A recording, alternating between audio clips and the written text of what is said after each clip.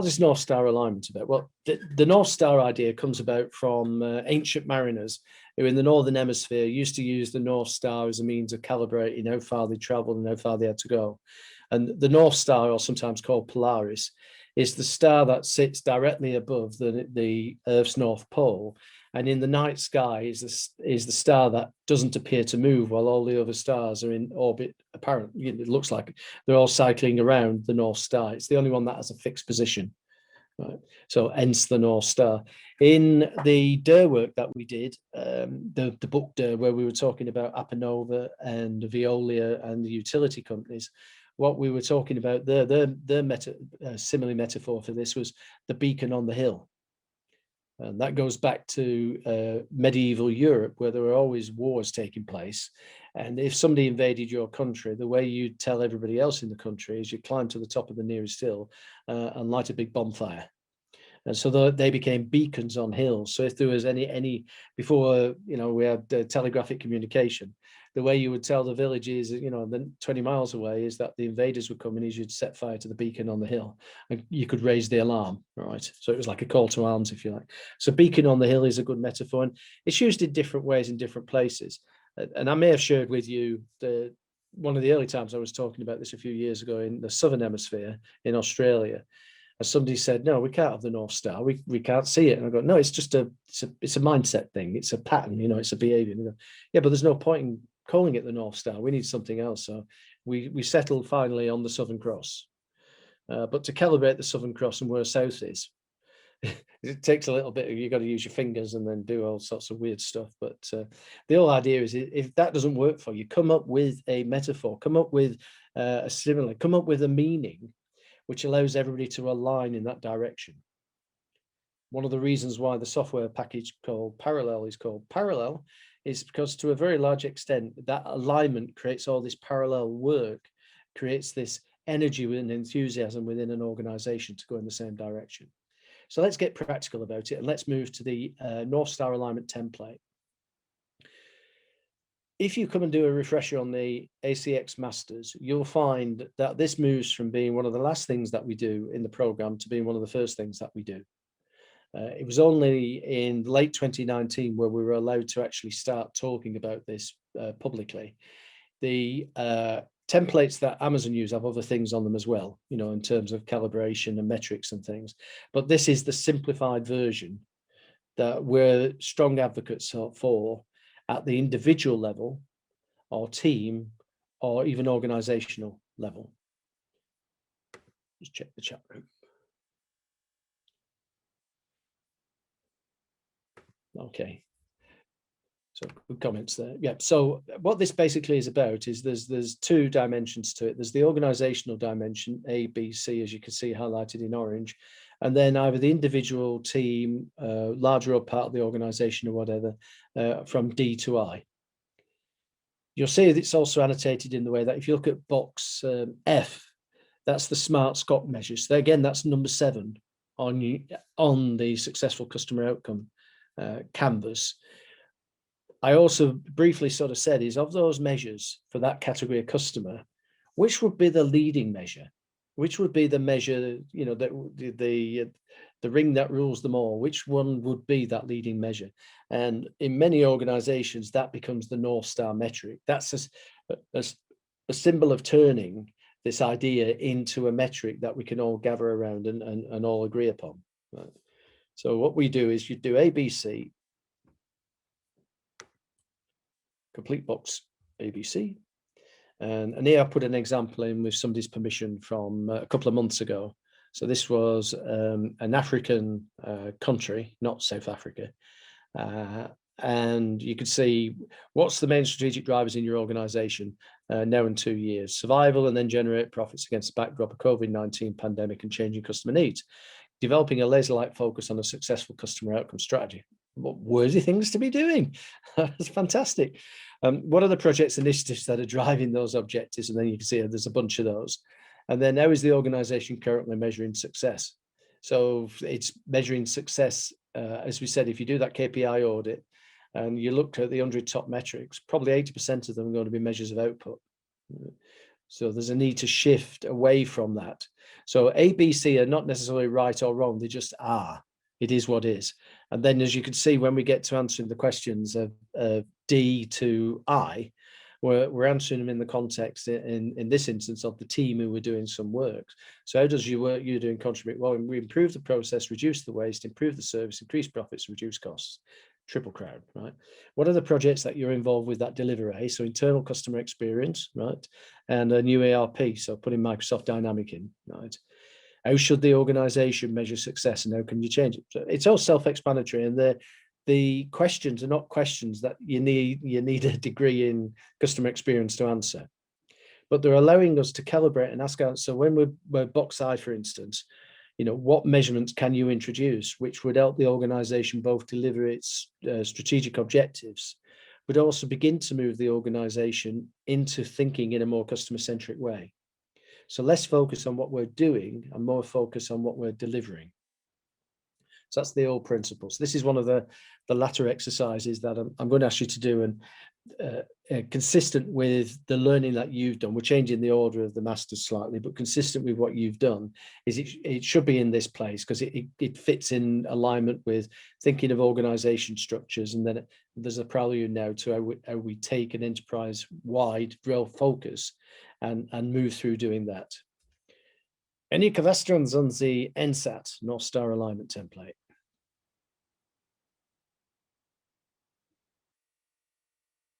And as I keep saying, this isn't about, there's no test at the end of this for you to tell me what's in box H of the North Star Alignment template.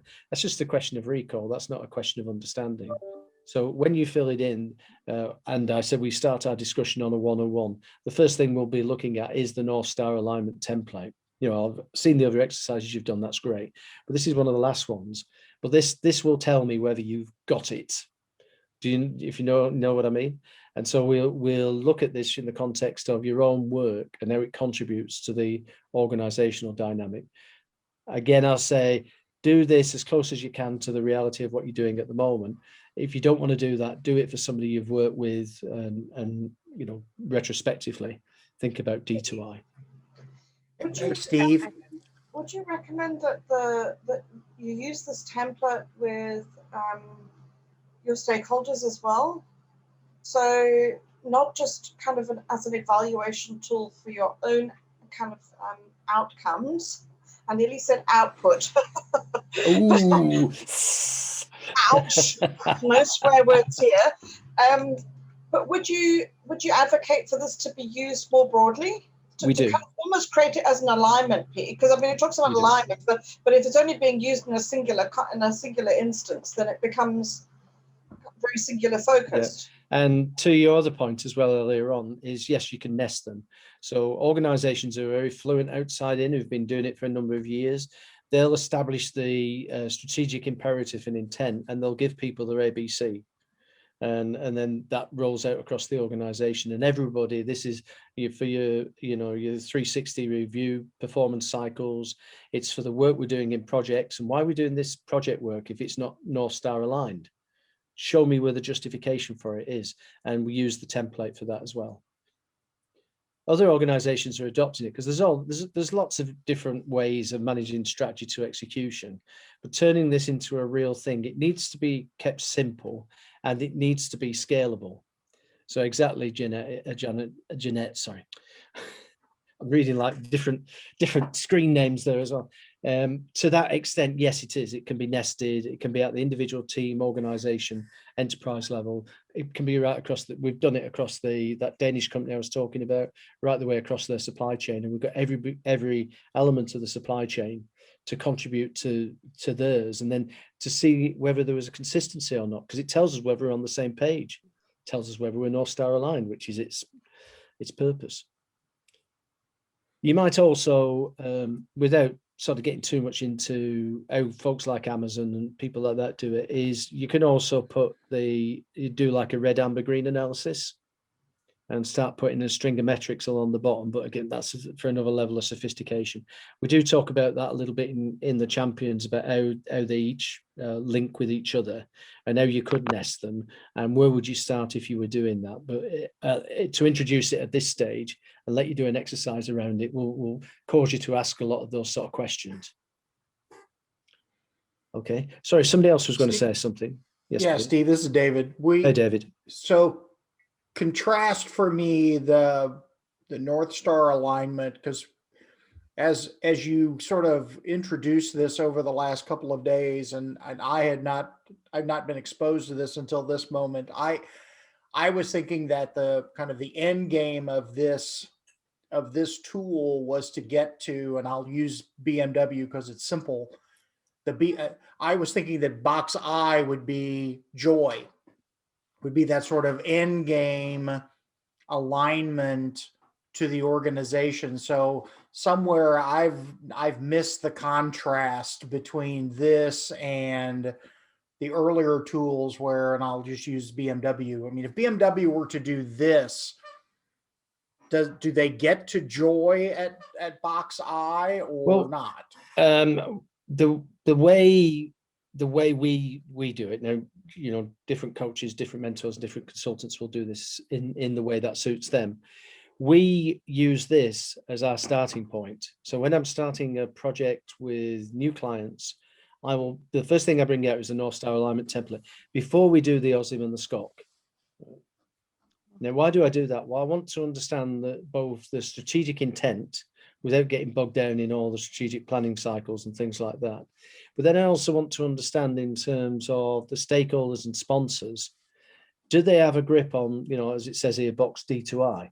Have they actually thought about it in the context of the strategy? Because in essence, the strategy that you've got at the moment, whether you're outside in or not, is where everybody should be pointing. And we talk about strategy to execution. So you're quite right, David, in observing that from the educated point of view, somebody who understands customer experience and how we build a performance landscape, yes, box I would tend towards that.